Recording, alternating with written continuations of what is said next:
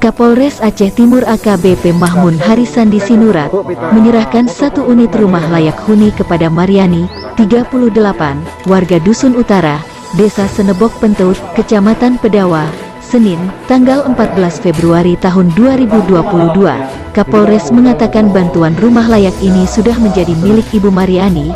Kami berpesan kepada Ibu Mariani jadikan rumah ini dalam menata kehidupan lebih baik, mengingat beliau yang membesarkan dan mendidik 2 orang anaknya seorang diri. Jadikan sebagai tempat tinggal ini untuk beribadah agar bisa menjadi ladang amal jariah bagi kami di Polres Aceh Timur. Assalamualaikum warahmatullahi wabarakatuh. Saat ini saya sedang berada di Kampung Sinebuk Puntut.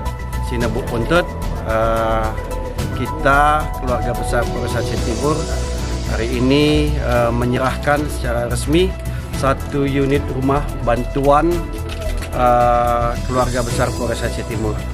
Ini rumah layak yang kita berikan kepada salah satu masyarakat di sini atas nama Ibu Mariani yang memang masih dalam kategori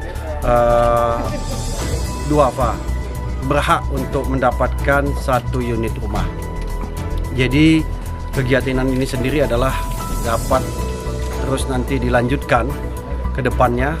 Mudah-mudahan akan dibangunkan beberapa unit rumah lagi kepada masyarakat yang memang paling membutuhkan.